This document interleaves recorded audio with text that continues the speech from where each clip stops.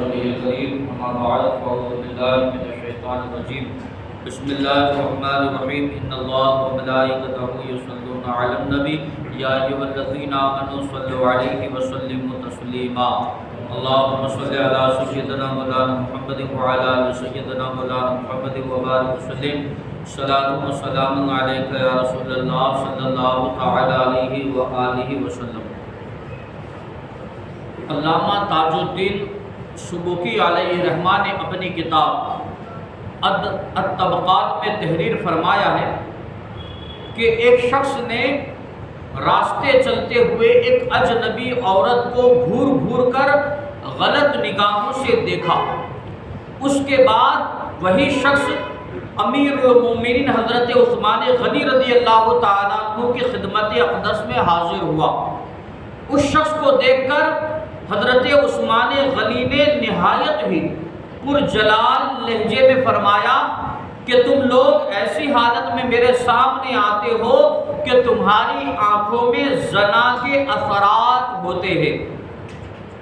تو وہ شخص جل بھن کر کہنے لگا کہ رسول اللہ کے بعد آپ پر وحی اترنے لگی ہے، تو آپ کو یہ کیسے معلوم ہوا کہ میری آنکھوں میں زنا کے اثرات ہیں؟ تو امیر المومنین نے ارشاد فرمایا کہ میرے اوپر وحی تو نازل نہیں ہوتی ہے،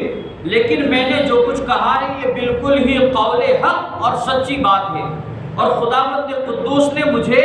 ایسی فراست اور نورانی بصیرت عطا فرمائی ہے کہ جس سے میں لوگوں کے دلوں کے حالات اور خیالات کو معلوم کر لیتا ہوں۔ قرآن مجید میں اللہ ارشاد فرماتا ہے کلا بل ران علی قلوبہم ما کانوا یکسبون، یعنی جب کوئی آدمی گناہ کرتا ہے تو اس کا یہ اثر ہوتا ہے کہ اس کے قلب پر ایک سیاہ داغ اور بدنما دھبا پڑ جاتا ہے، اور چونکہ قلب پورے جسم کا بادشاہ ہے اس لیے قلب پر جب کوئی اثر پڑتا ہے تو پورا بدن اس سے مؤثر ہو جاتا ہے۔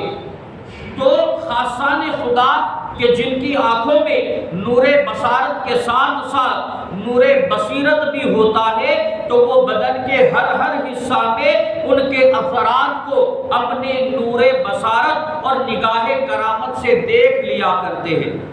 امیر المومنین حضرت عثمان غنی رضی اللہ تعالیٰ عنہ چونکہ اہل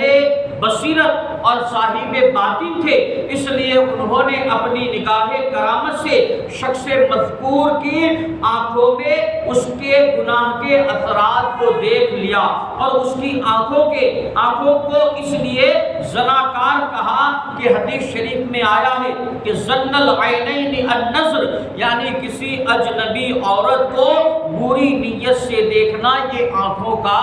زنا ہے۔ تو پتہ کیا چلا، اولیاء اللہ کو اللہ یہ کرامت عطا فرماتا ہے کہ ان کی نظر صرف ظاہر پر نہیں ہوتی بلکہ ان کی نظر باطن پر بھی ہوا کرتی ہے۔ وہ جس طرح ظاہر کو دیکھ لیا کرتے ہیں اسی طرح اپنی کرامت والی نگاہوں سے